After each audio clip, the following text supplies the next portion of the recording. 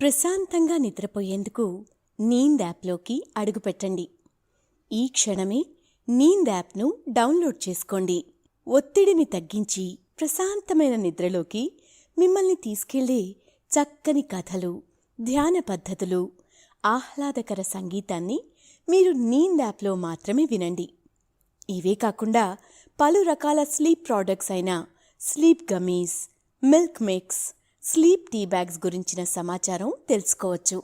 ఈ ప్రోడక్ట్స్కి మీరు బానిస అయ్యే అవకాశమే లేదు. వీటిని వాడడం వల్ల మీకు ఎటువంటి సైడ్ ఎఫెక్ట్స్ కూడా ఉండవు. సంపూర్ణంగా నిద్రపోయేందుకు ఇవి సహకరిస్తాయి. మీ నిద్రానుభవాన్ని మరింత మెరుగుపరుస్తాయి. నమస్తే, నేను మీ హేమ. ఇప్పుడు రచయిత హరీష్ పంపిన శ్రీకృష్ణ నిర్యాణం అనే కథను విందాం.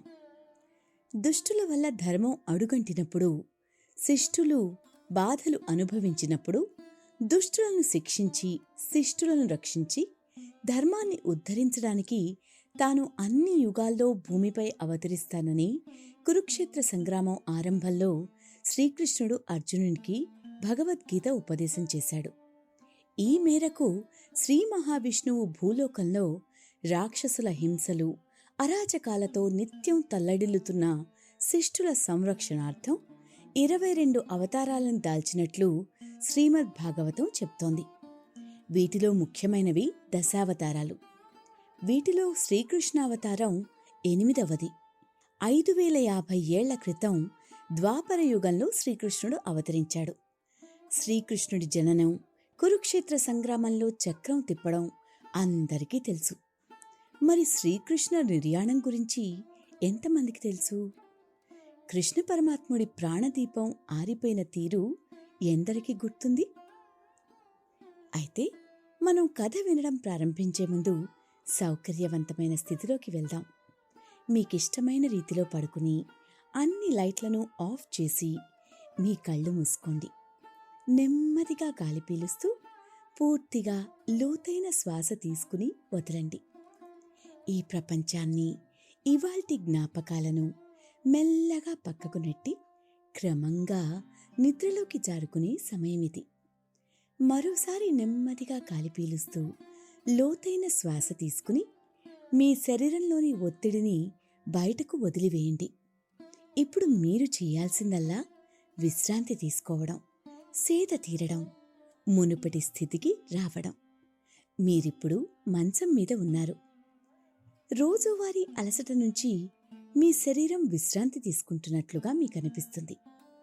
కాళ్ల నుంచి మొదలుపెట్టి మీ అవయవాల్లోని ఒత్తిడిని ఒక్కొక్కటిగా బయటికి పంపించేయండి. మీకోసం అవన్నీ రోజంతా చాలా కష్టపడ్డాయి కాబట్టి వాటికి విశ్రాంతి తీసుకునే అర్హత ఉంది. ముందుగా మీ పాదాల్లో మొదలైన విశ్రాంత అనుభూతి క్రమంగా మీ మోకాలి క్రింది భాగానికి చేరుతుంది. అక్కడి నుంచి మోకాళ్లలోకి ప్రవేశిస్తుంది. ఇప్పుడు మీ కాలి ఎగువ భాగాన్ని విశ్రాంతి తీసుకొనివ్వండి.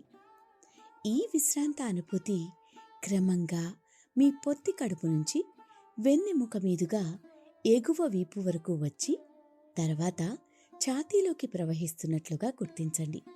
అక్కడి నుంచి మీ భుజాల్లోకి, తర్వాత చేతుల్లోకి, చివరగా వేలి కొనల వరకు వెళ్తున్నట్లుగా అనుభూతి చెందండి. ఆపై మీ మెడ, తల, ముఖం వరకు ఆ అనుభూతి ప్రవహిస్తుంది. ఇప్పుడు మీ శరీరం మొత్తం ప్రశాంతంగా, రిలాక్స్డ్గా, నిద్రకు సిద్ధంగా ఉంది. త్వరలో మీరు చక్కని నిద్రలోకి జారుకుంటారు. డ్రీమ్ ల్యాండ్లో ప్రశాంతంగా ప్రయాణిస్తారు. ఈ ప్రయాణం ఉదయం వరకు కొనసాగుతూ ఉంటుంది. కాబట్టి మీరు కథను వింటున్నప్పుడు మీ శ్వాసను కూడా అనుసరించండి. అద్భుతమైన నిద్రానుభవం కోసం మీ శరీరం మొత్తానికి విశ్రాంతినిస్తూ స్థిరంగా ఉండండి. ఇప్పుడిక కథలోకి వెళ్దామా? గిరిపుత్రుడు 16 ఏళ్ల బర్బరీకుడు ఆత్మహత్య చేసుకున్నాడు. అతను భీముడు, హిడింబా దంపతుల మనుమడు. ఇతని తండ్రి ఘటోత్కచుడు, తల్లి కామకంటక. ఇతడు మహావీరుడు. శ్రీకృష్ణుడంటే అమితమైన గౌరవం. అయితే కురుక్షేత్ర సంగ్రామంలో కౌరవుల పక్షం ఉండాలని బయలుదేరాడు. అడవి దాటకముందే కృష్ణుడు ఇతనికి ఎదురుపడ్డాడు. పాండవులను జయించబోయే బర్బరీకుని ఆ కార్యం నుంచి మళ్లించాలనేది కృష్ణుడి ఆలోచన. బర్బరీకుణ్ణి తన దారిలోకి తెచ్చుకోలేకపోయాడు కృష్ణయ్య. చివరికి తనపై అచంచలమైన భక్తిగల ఆ గిరిపుత్రుని ఓ కోరిక కోరాడు. బర్బరీకుడు సరే అన్నాడు. ఆ ప్రకారం తన తలను తనే నరికేసి కృష్ణమూర్తికి ఇచ్చేశాడు. మిగిలిన మొండెపు భాగానికి అంత్యక్రియలు జరుగుతున్నాయి. ఏమిటి ఘోరం! బర్బరీకుణ్ణి అన్యాయంగా పొట్టన పెట్టుకునేందుకు నా తండ్రి కృష్ణయ్యకు ఎలా మనసొప్పింది? ఏం మనిషితను? అరిచినట్టుగా అన్నాడు సాంబుడు. ఆ మాటలు నిజమేనన్నట్టుగా అతని ముఖంలోకి చూసింది జాంబవతి. శ్రీకృష్ణుడికి 8 మంది భార్యలు. 8 మందికి ప్రతి ఒక్కరికి 10 మంది చొప్పున మొత్తం 80 మంది సంతానం కలిగింది. జాంబవతి శ్రీకృష్ణులకు కలిగిన 10 మంది సంతానంలో సాంబుడు ఒకడు. అంత్యక్రియల వద్ద గిరిస్త్రీ హిడింబ అన్ని విషయాలు ఇంటి దగ్గరే మాట్లాడుకుందాం రండి అన్నట్టుగా సంజ్ఞ చేసి వెళ్ళిపోయింది. హిడింబ కళ్ళు తుడుచుకుంటూ, వాస్తవానికి ఈ సాంబుడు తేవాలనుకున్న మహోత్పాతాన్ని బర్బరీకుని ద్వారా సాధించాలనుకున్నాను. వాడి సాయంతో పాండవుల పతనం చూడాలనుకున్నాను. అనంతరం కౌరవుల అంతు తేల్చాలనుకున్నాను. నీవు నీ కుమారుడు అలాంటి వలలకు చిక్కకండి. ఈ ప్రభువులు అంతమైతేనే కాని వనాలు సురక్షితంగా ఉండవు. గిరిజాతిని మభ్యపెట్టేందుకే తెలివిగా ఇంటి కోడళ్లను చేసుకుంటూ ఉంటారు. మనం నచ్చని పక్షంలో రాక్షసులని పేరు పెడుతూ ఉంటారు ఆయాసపడుతూ చెప్పింది. హిడింబాదేవి సాంబుని ఉద్దేశించి, నువ్వు అచ్చమైన నా మేనల్లుడివిరా వీరకుమారా. మనది ఒకటే రక్తం. ద్వారకలో నువ్వు పడ్డ బాధలు అనంతం. వాటికి బదులుగా నువ్వు తలపెట్టిన సమరం తిరుగులేనిది. కృష్ణుడు, బలరాముడు, అర్జునుడు నీ ఉద్యమ ప్రచండాగ్నిలో మాడిపోవాలి. ఇక్కడ జాతి ఉంటుంది, బంధువులుండరు. జాతి హితమే ఉంటుంది, బంధుక్షేమం ఉండదు. ఇదే నేను నీకిచ్చే కానుక. ఈ ఉంగరం ధరిస్తే ఎలాంటి శాపమైనా నిన్నంటుకోదు అంది. ఆ ఉంగరం అతనికి బహుమతిగా ఇచ్చింది. కృష్ణుని సమాలోచన మందిరంలో ఇక్కడ ద్వారక ప్రతినిధుల భేటీ జరుగుతోంది. కొన్నేళ్లుగా రాజ్యానికి ఏదో చీడపట్టినట్టుంది కృష్ణ, వణుకుతున్న స్వరంతో ఉగ్రసేనుడు అన్నాడు. నాకు అలానే అనిపిస్తోంది. బలరాముడు తన అభిప్రాయం చెప్పాడు. ఇప్పుడేంటి పరిష్కారం, అది ఆలోచించండి అని కృష్ణుడు హుంకరించినట్లుగా చెప్పాడు. ఎప్పుడూ లేనిది నగరంలో ప్రజలు ఒకరితో ఒకరు మాట్లాడుకోవడమే మానేశారు. ఎవర్ని కదిలించినా ఎదుటివారిని చంపాలన్నంత ఏహ్యభావ్యంతో ఉన్నారు. వృష్టి, అంధక వంశజులను దారికి తేవడం ఎవరి వల్లా కావడం లేదు. మిగిలిన యదు ఉపజాతులు అలాగే ఉన్నాయి. ఈ సమయంలో ద్వారకాపురి పూర్వవైభవానికి ప్రధానంగా కావలసింది సమైక్యతాభావం. దాన్ని పెంపొందించేందుకు మనమేం చేయాలో చెప్పండి. ఎప్పుడో ముగిసిపోయిన కురుక్షేత్ర సంగ్రామం ఇప్పుడు ద్వారకకు సంప్రాప్తమైనట్టుగా అనిపిస్తోంది అన్నాడు కృష్ణుడు. ఉగ్రసేనుడు ఆందోళనగా, నగరంలో వింతలు ఎన్నో జరుగుతున్నాయి. పగలేమీ ఇబ్బందులుండవు. తెల్లవారేసరికి కోట చుట్టూ ఎండుపుల్లలు కాష్టాలుగా కాలి కనిపిస్తున్నాయి. ఉండుండి ఎండిన ఆకులు ఎక్కడెక్కడి నుంచో ఎగిరివచ్చి పడుతున్నాయి. పోగులు పోగులుగా కోటను ముంచెత్తుతున్నాయి. భోజనాలు వడ్డిస్తే ఎవరో వచ్చి కంచాల్లోనూ పదార్థాలున్న పాత్రల్లోనూ పురుగులు చల్లిపోతున్నట్లుగా జనం గగ్గోలు పెడుతున్నారు. ముఖాలు కనిపించకుండా కొందరు మహిళలను భయపెడుతున్నారు. పక్కవారు ఏమైపోతే మాకేంటి అనే భావనతో నగర పౌరులు ఎవరికి వారే ఇవేవీ పట్టించుకోవడం లేదట అని చెప్పాడు. ఏ సమస్యకైనా తమ్ముడు చెప్పినట్టు సమైక్యతాభావం పరిష్కారాన్ని చూపగలదు. ఒక్కసారి ద్వారకావాసులందరూ ప్రభాస తీర్థానికి వెళ్లి పుణ్య స్నానాలు చేసి భూసురులకు నైవేద్యాలు సమర్పించి వస్తే అన్నీ సర్దుకుంటాయని అనిపిస్తోంది. దేవుడు దయచూపుతాడేమో. ప్రభాస యాత్ర వల్ల మనవారిలో మళ్లీ ఐక్యత పెరిగే అవకాశం ఉంటుందేమో. తన అభిప్రాయాన్ని బలభద్రుడు స్పష్టంగా తెలియచేశాడు. ఈ సూచన కృష్ణుడికి కూడా నచ్చింది. అందరికీ ఆమోదయోగ్యంగానే అనిపించింది. నిజమే, ప్రభాస తీర్థంలో పుణ్యస్నానాలు ఆచరిస్తే చిక్కులు చాలా వరకు వదులుతాయి. ఇంకెందుకు ఆలస్యం? తీర్థానికి ముహూర్తాన్ని నిర్ణయించేందుకు నారదాది మునిపుంగవలను ద్వారకకు నా మాటగా పిలవండి. నగరంలోని పురుషులందరూ ఖచ్చితంగా యాత్రకు రావలసిందే. మహిళలు మటుకు వారికి చిత్తమైతేనే పాల్గొనవచ్చు. ఇందుకు తగిన ఏర్పాట్లు చేయండి. ఈలోగా నేను హస్తిన వెళ్తాను. అశ్వమేధయాగ పరిసమాప్తి అనంతరం తిరిగి వస్తాను. నాతో పాటు గదుడు, విసరా వంటి వారిని తీసుకువెళ్తాను. సాంబుని కూడా ఆహ్వానిస్తాను. అలాంటి వారిని ఇప్పటికైనా మనం దగ్గరకు తీసుకుంటే మంచిది. మీరు చేసిన నిర్వాకాలను చక్కబెట్టక తప్పదు కదా అని చెప్పాలనుకున్నది విస్పష్టంగా చెప్పి కృష్ణుడు సమావేశాన్ని ముగించాడు. హస్తినలో సాగే అశ్వమేధానికి కలిసి వెళ్దామని కృష్ణుడి నుంచి సాంబకుమారునికి ఆహ్వానం అందింది. ఎవరికీ తమపై ఎలాంటి అనుమానాలు రాకుండా ఉండేందుకు తండ్రితో పాటు సాంబుడు యజ్ఞశాలకు వెళ్లి రావడమే మంచిదని జాంబవతి మాత నిర్ణయించింది. కాకపోతే ఎల్లప్పుడూ అప్రమత్తంగా ఉండాలని మాత్రం సాంబునికి చాలా సూచనలు చేసింది. అప్రమత్తత అస్సలు పనికిరాదని లక్ష్మణ హెచ్చరించింది. బలరాముడు ఆయన అనుచరులు ఎంతకైనా తెగిస్తారని చెప్పింది. వనబలం తన చుట్టూ ఎప్పుడూ ఉంటుందని సాంబుడు భార్యకు చెప్పాడు. క్షేమంగా తిరిగొస్తానని ధైర్యం చెప్పాడు. కట్టుదిట్టమైన జాగ్రత్తలతో కృష్ణుని అనుసరించి అశ్వమేధ యాగానికి సాంబకుమారుడు వెళ్ళాడు. పాండవులను పలకరించాడు. అక్కడి వారితో ప్రేమగా మాట్లాడాడు.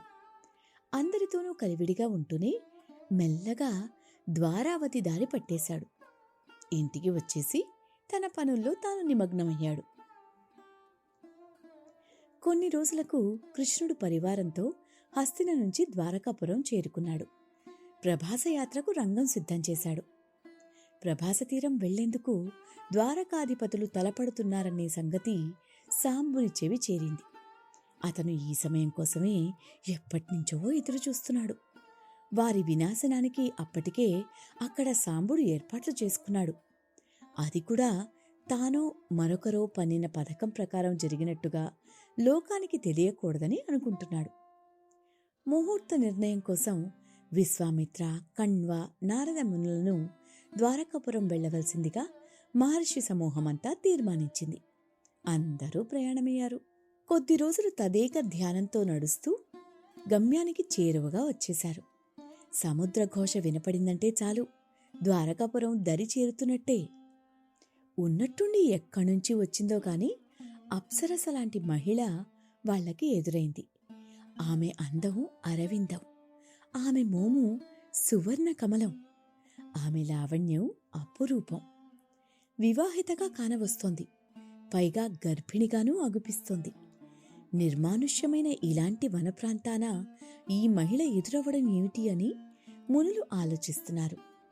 విశ్వామిత్రుల వారు మాత్రం ఆమెను చూడగానే ఒకప్పుడు తనకు తపోభంగం చేసిన మేనక కాదు కదా అని మనసులోనే అనుకున్నారు.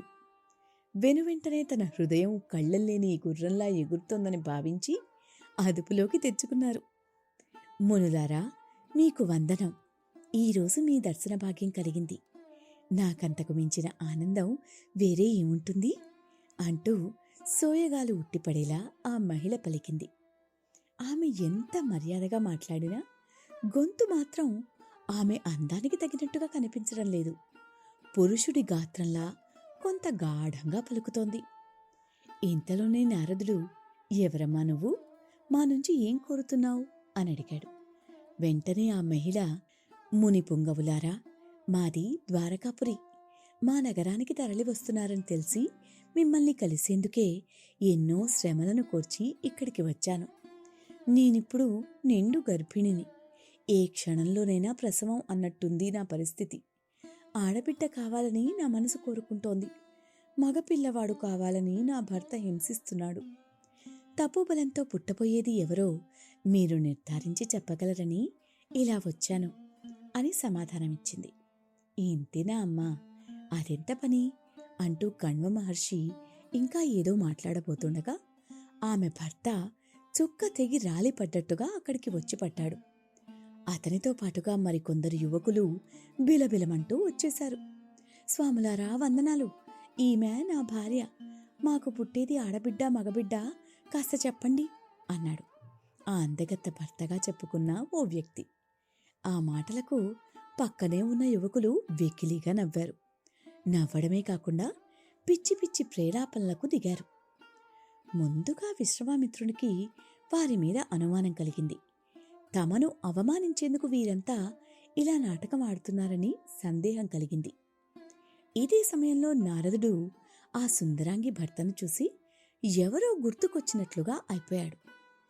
నువ్వు బభ్రువు కదూ, గోపకుమారుని కదూ, నిన్ను ద్వారకలో ఎన్నిసార్లు చూడలేదు అంటూ నిలదీశాడు. ఆ దెబ్బకి మహాసౌందర్య రాశి ఆమె వెంట వచ్చిన వారందరూ వరస మార్చేశారు. అవును, మేమంతా ద్వారకావాసులం. మిమ్మల్ని ఆట పట్టించడానికే ఈ వేషాలు వేసుకుని వచ్చాం. ఈ పిల్ల ఆడపిల్లే కాదు, గర్భవతి అంతకంటే కాదు, మగాడికే ఆడదాని వేషం వేశాం అంటూ తమ వేషధారణలు తొలగించి మామూలు రూపాల్లోకి వచ్చేశారు. మునులను నానా మాటలు అన్నారు. సూటిపోటి వ్యాఖ్యలతో వేధించారు. అప్పటి వరకు లావణ్యవతిగా కనిపించిన ఆ అమ్మాయి వేరెవరో కాదని సాంబ కుమారుడేనని నారదుడికి తెలిసిపోయింది. ఆ మాటే పైకి అనేశాడు. ఎప్పుడైతే కృష్ణుడి కుమారులు తమను అవమానించేందుకు సిద్ధపడ్డారని తెలుసుకున్నాడో అప్పుడిక విశ్వామిత్రుడికి కోపం వచ్చింది. కన్నుడికి కూడా ఆగ్రహం కట్టలు తెంచుకుంది. అప్పటికే కోటలో కొన్నిసార్లు నారదునికి సాంబునికి మధ్య కొన్ని అంశాల మీద వాదన జరిగి ఉంది. చిన్న చిన్న తగవులు పడ్డారు. ఇంత చేసిన యదుకుమారులు ఊరుకున్నారా అంటే అదేమీ లేదు.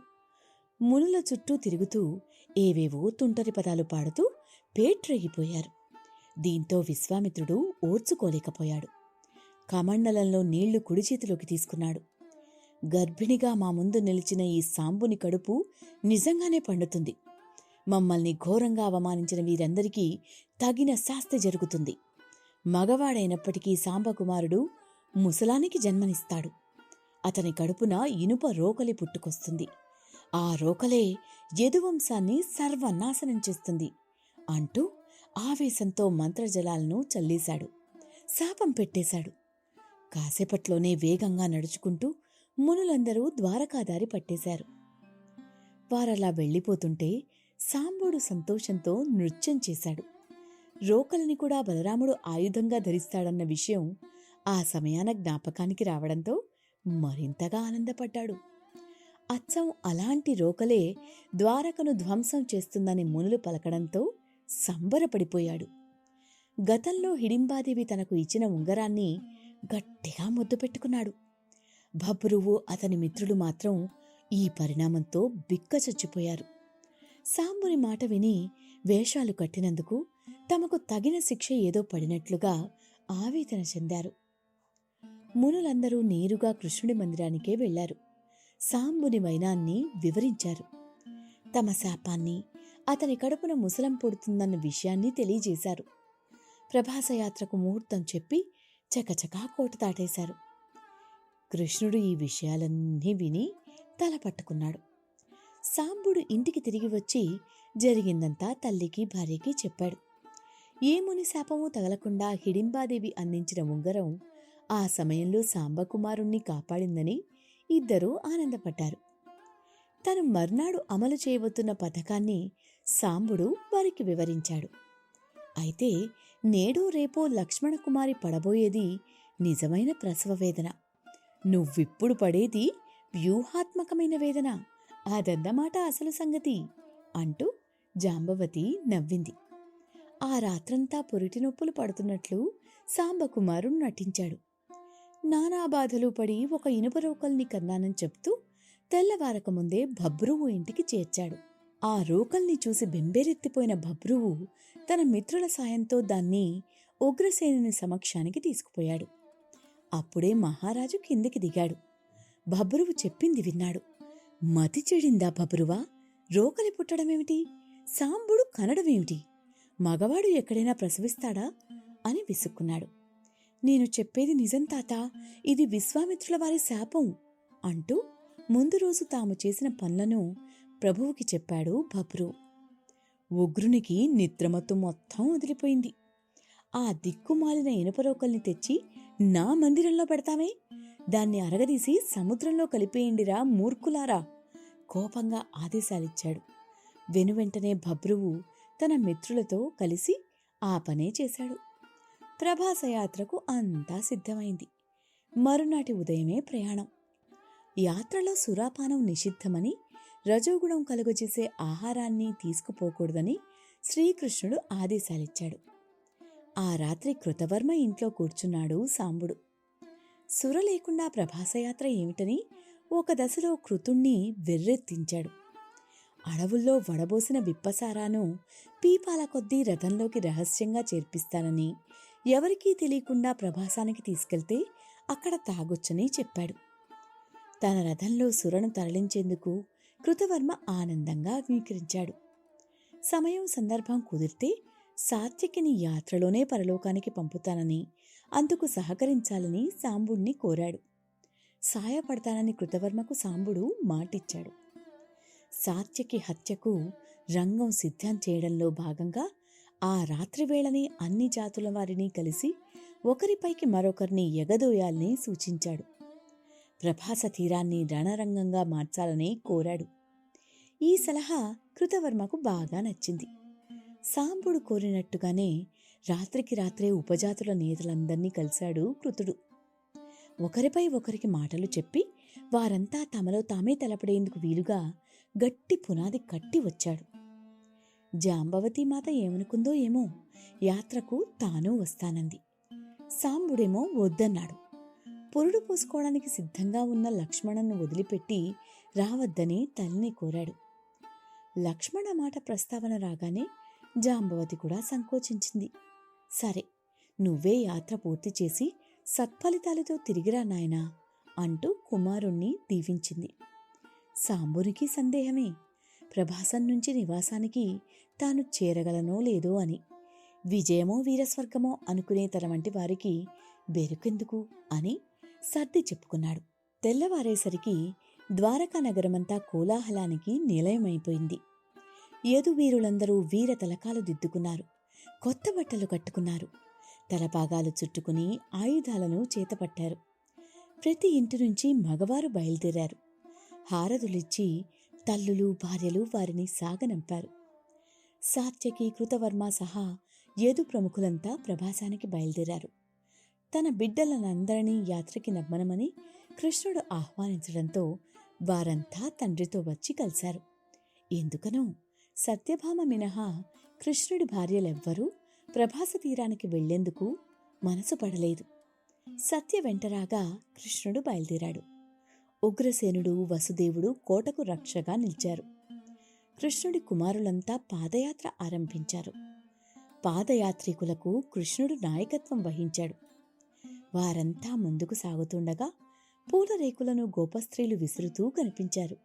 అయితే గతంలోనూ చాలా ప్రభాసయాత్రలను ద్వారకా నగరం చూడకపోలేదు. ఈసారి మాత్రమే ఏదో తేడాగా ఉన్నట్టుగా కృష్ణుడికి అనిపించింది. అందరూ కోట దాటి బయటికి వచ్చారు. అప్పటికే అక్కడ రథాలు సిద్ధంగా ఉన్నాయి. సత్యకృష్ణులు మొదటి రథాన్ని అధిరోహించారు. వెనుకగా బలరాముడు, సాత్యకి వారి వారి రథాల్లో ఎక్కి కూర్చున్నారు. భబ్రువు, సాంబుడు, ప్రభాను, అతిభాను, గదుడు, ప్రద్యుమ్నుడు, చారుదేష్ణుడు ఎవరి రథంలోకి వారు చేరిపోయారు. కాస్త వెనుకగా తన కోసమే సిద్ధమైన రథం మీదికి వచ్చాడు కృతవర్మ. అతనికి అత్యంత ప్రీతిపాత్రుడైన సారథి నవాచరుడు అశ్వాల పగ్గాలతో సిద్ధంగా ఉన్నాడు. కృతుడు, నవుడు ఒకరి కళ్లలోకి ఒకరు చూసుకుని అదోలా నవ్వుకున్నారు. అప్పటికే యాత్రకు అవసరమైన భోజనాలు, పిండి వంటలను తన రథంలోనూ వెనుక ఉన్న మరికొన్ని రథాల్లోనూ కృతవర్మ సర్దించాడు. సాంబుడు తన రథంలో నిల్చుని చుట్టుపక్కల ప్రాంతాలను తిలకిస్తున్నాడు. ఎటు చూసినా జనం.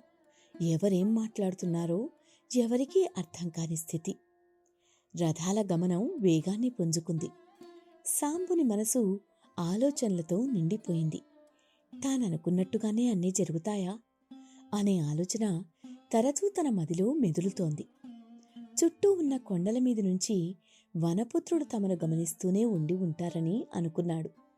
ఆ కొండల వైపు అప్పుడప్పుడు కన్నార్పకుండా చూస్తున్నాడు. శ్రీకృష్ణుడైతే దీర్ఘాలోచనలో పడినట్టుగా మౌనం వహించి సాగుతున్నాడు. సత్యభామ కొన్ని సందర్భాల్లో భర్తను మాట్లాడించబోయినా కుదరడం లేదు. తనకు మాట్లాడాలని అనిపించడం లేదని ముఖ కవళికల ద్వారానే తెలియజేస్తున్నాడు కృష్ణుడు. ఉన్నట్టుండి యాత్రలో కేకలు వినిపించాయి.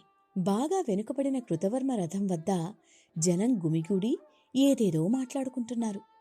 కృష్ణునికి ఇదంతా అనవసరపు సందడిగా తోచింది. అయినా చేసేదేమీ లేదనుకుని ముందుగా వెళ్ళిపోయాడు. కాని అప్పటికే జరగవలసింది జరిగిపోయింది. కృతవర్మ రహస్యంగా తన రథంలో దాచి తెచ్చిన విప్పసారాను తాను తాగి అందరికీ పంచిపెట్టాడు. తాగినవారు ఊరుకోకుండా రకరకాలుగా మాట్లాడటం మొదలుపెట్టారు. కృతవర్మ సైతం కొందరిని రెచ్చగొట్టాడు. ఈ సంగతంతా తిలకిస్తున్న సాంబుడు తన పథకానికి తెరలేచిందని అనుకున్నాడు. సరిగ్గా సూర్యుడు నడినెత్తిమీదికి వచ్చేసరికి యదుయాత్ర ప్రభాస తీరానికి చేరుకుంది. పశ్చిమ సముద్రం ఆ రోజు ఎగసి పడుతోంది. ఎన్నడూ లేనిది సరస్వతీ నది ఉవ్వెత్తున పైకి లేస్తూ సముద్రంలో కలుస్తోంది. అక్కడి విశాలమైన సముద్రపు ఒడ్డుమీద తుంగగడ్డి ఏపుగా పెరిగి కనిపించింది. ఎన్నడూ లేనిది ఈ గడ్డి ఇప్పుడెలా ఇంతటి విస్తారంగా పెరిగిపోయిందో కృష్ణునికి కాసేపు అర్థం కాలేదు. సత్యభామ కృష్ణుడు రథం దిగారు. అంతా గుమిగూడినట్టుగా చేరిపోవడంతో సముద్రపు తీరం జాతరను తలపించింది. ఎదుట సముద్రం, దాని ఎదుట జనసముద్రం అన్నట్టుగా ఉంది అక్కడంతా. బంధుజనం మధ్యకు చేరుకున్న కృష్ణుడు పెద్ద గొంతుతో, ముందు పుణ్యస్నానాలు ఆచరించాలి, అనంతరం తర్పణాలు, దేవతార్చనలు నిర్వహించాలి అని చెప్పాడు. మామూలుగా అయితే కృష్ణుడు మాట్లాడితే ఇంకెవ్వరూ ఎదురు చెప్పరు. అప్పటి వరకు ఆ కట్టుబాటు ద్వారకావాసుల్లో ఉండేది. ఆ రోజు మాత్రం ఏదో అయినట్టుగా కృతవర్మ పెద్దగా అరిచాడు. ఈ మిట్ట మధ్యాహ్నం జలకాలేమిటి? ఇప్పుడు చేయాల్సింది స్నానం కాదు, పానం. సురపాత్రతో అక్కడికి చేరుకుని గట్టిగా నవ్వుతున్నాడు. అది చూసి కృష్ణుడు దెబ్బతిన్నట్టుగా అయిపోయాడు. యాత్రలో సుర నిషిద్ధమని స్పష్టం చేశాం అన్నాడు కృష్ణుడు. ఇందుకు కృతవర్మ బదులిస్తూ, కృష్ణ, నువ్వు చెప్పినంత మాత్రాన అన్నీ జరిగిపోవడానికి ఇది పాండవులు పాలించే హస్తిన కాదు, ప్రభాస తీరం అని కవ్వించాడు. ఈ ఘటనను చూసిన సాంబుడు ఆనందపడ్డాడు.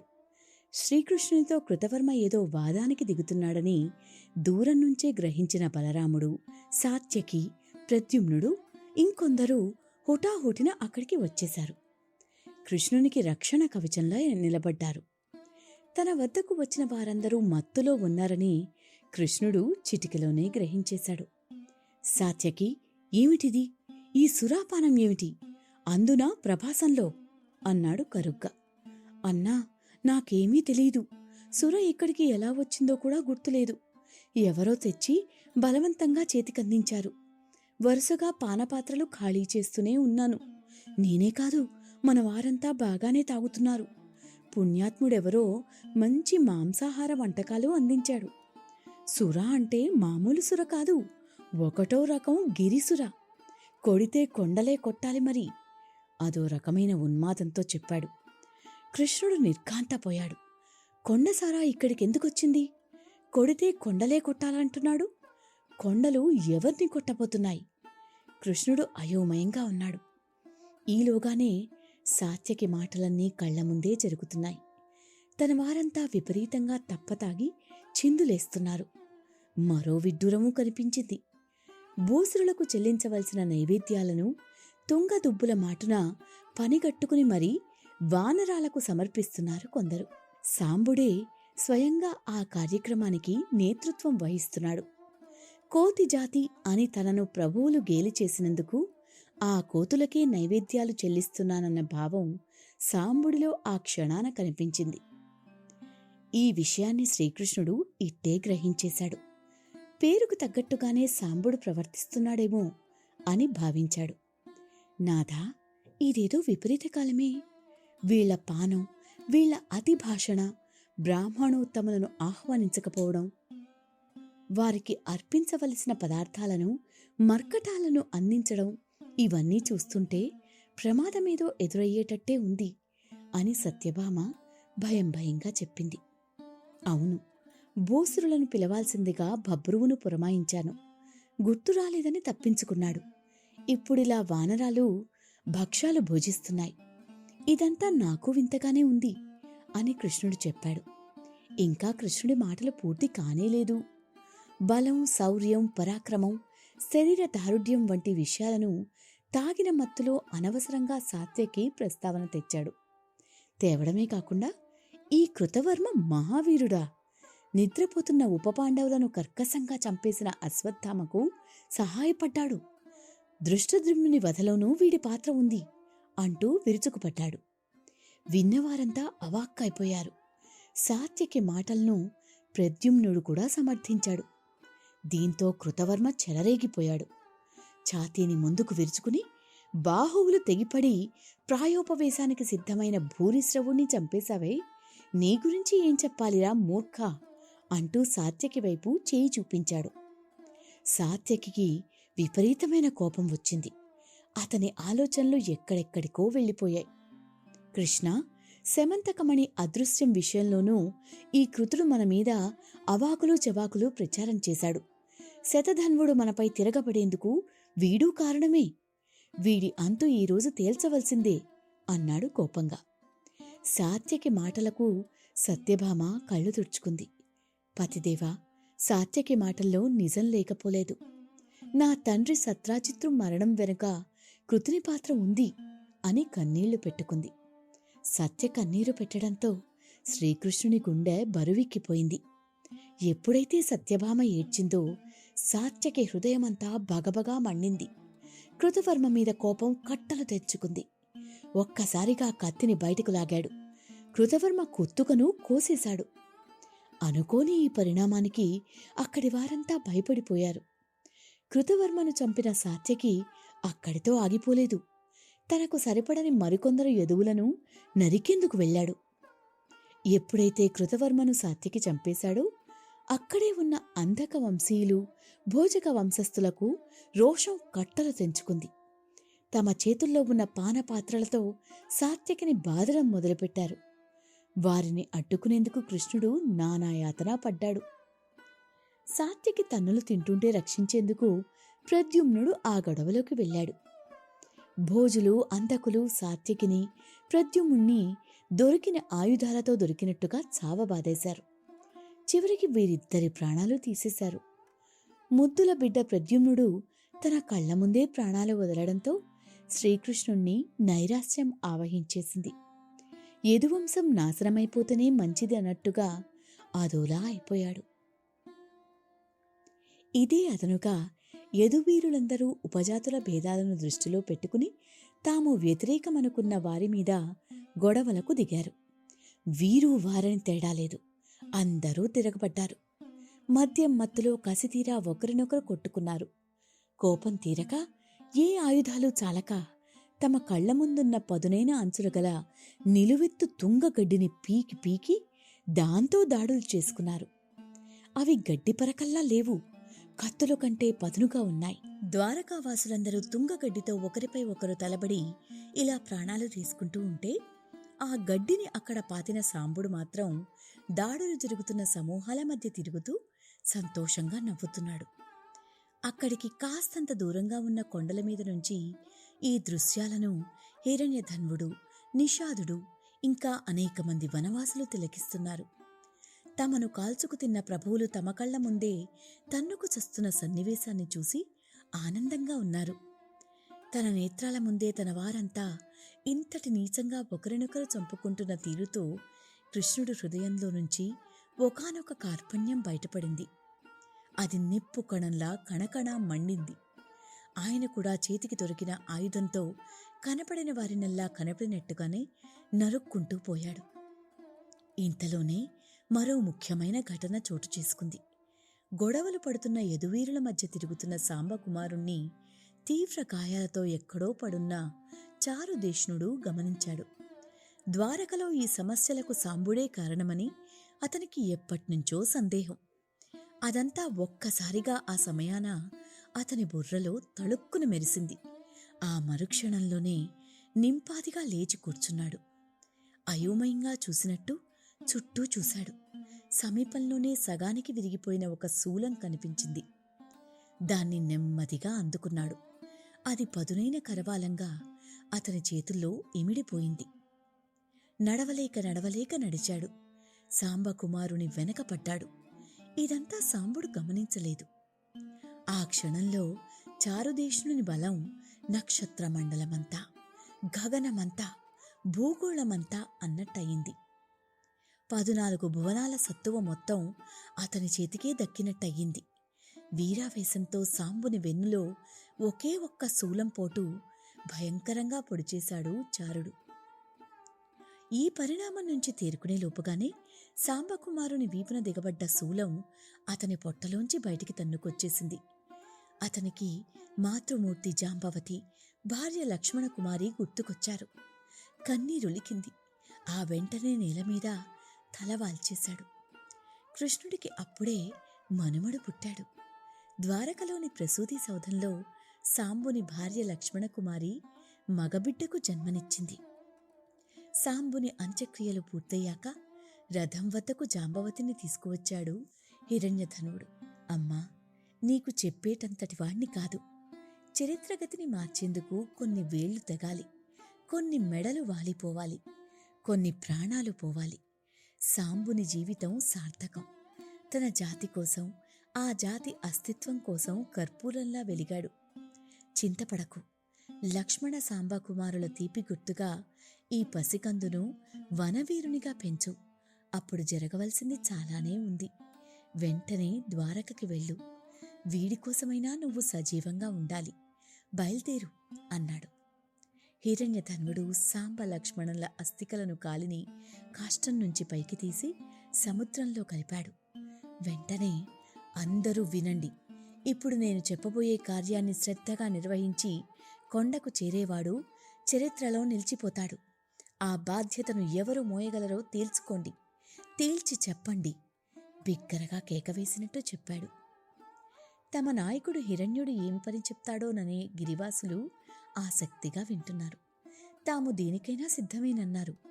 అలా వచ్చిన వారిలో గురి తప్పకుండా బాణాలు వదిలి ఎలాంటి జంతువులనైనా క్షణాల్లో సంహరించగల జర కూడా ఉన్నాడు.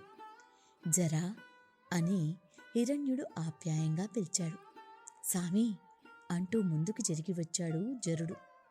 ఈ పరిసరాల్లోనే ఎర్రని ముఖం గల ఒక లేడి తిరుగుతోంది. అది పరిమాణంలో పెద్దది. దాన్ని కొట్టి నాకు కానుకగా ఇవ్వగలవా అని కోరిక కోరినట్టుగా కోరాడు. తప్పకుండా సామి. తల్లిదండ్రి ఎవరో ఎరగని అనాథను. నన్ను పెంచి పెద్ద చేశావు. నన్నెప్పుడూ ఏదీ అడగలేదు. నీకోసం ఈ మాత్రం చేయలేనా? నా దగ్గర లేళ్లను వేటాడ్డానికి ప్రత్యేకమైన బాణమే ఉంది. దాని మూలిక సముద్రంలో దొరికిన ఏదో లోహపు శీలంతో చేశాను. దాని అన్న నిషాదుడే సమకూర్చి పెట్టాడు అని చెప్పాడు జరుడు. ఆ జింక ఇక్కడికి దగ్గరగా దక్షిణ దిక్కువైపునే విశ్రమిస్తోంది. నువ్విప్పుడే వెళ్తే చిక్కిపోతుంది అంటూ ఆ దిశగా చేయి చూపించాడు హిరణ్యధనుడు. జాంబవతీదేవిని ద్వారకకు పంపి వస్తూ ఉండగా గుబురుగా పెరిగిన గిరిపొదల మాటున ఒక కీలక దృశ్యం అతనికి కనిపించింది. ఆ ఘటనను మనసులో ఉంచుకుని జరునితో ఇప్పుడీ మాటలన్నాడు. ఇంతలోనే అప్పగించిన పనిని పూర్తి చేసి కొండకు వస్తా అన్నట్టుగా ఉత్సాహంగా జరుడు బయలుదేరి వెళ్ళాడు. ధనువు, వెదురు అమ్ముల పొది భుజానికెత్తుకుని దక్షిణ దిశగా పరుగులు తీశాడు. లేడివేటకు బయలుదేరిన జర ప్రతి పొదను వెతుకుతూ నడుస్తున్నాడు. కొంత దూరం వెళ్ళాడో లేదో జరునికి ఓ దృశ్యం కనిపించింది. ఓ జంతువేదో పొదల చాటున తల ఊపుతూ కనిపించింది. హిరణ్యుడు చెప్పిన లేడి అదేననుకున్నాడు. సడి చేయకుండా పక్కనే ఉన్న చెట్టు చాటుకు చేరుకున్నాడు. బాణం ఎక్కుపెట్టాడు. సూటిగా చూశాడు.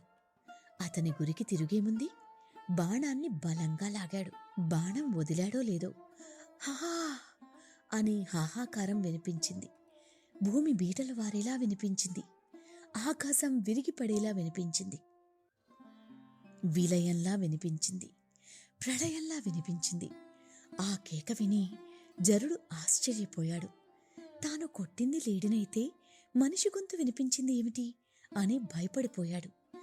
దగ్గరగా వెళ్ళేసరికి ఒక మనిషి దెబ్బతిని పడి ఉన్నాడక్కడ. జరుడు సంధించిన బాణం సూటిగా అతని కాలి బొటనవేలికి తగిలి పాదంలో నుంచి బయటికి వచ్చింది. తాను బాణం విడిచింది శ్రీకృష్ణునిపైనే అని జరకు తెలీదు. ఏం చేయాలో బోధపడక పారిపోయాడు. ఆ వేటగాడు అలా వెనక్కి మళ్ళాడో లేదు, కృష్ణుడి ప్రాణదీపం కాసేపు రెపరెపలాడింది. ఆనక ఆరిపోయింది. శ్రీకృష్ణ నిర్యాణం జరిగిపోయింది.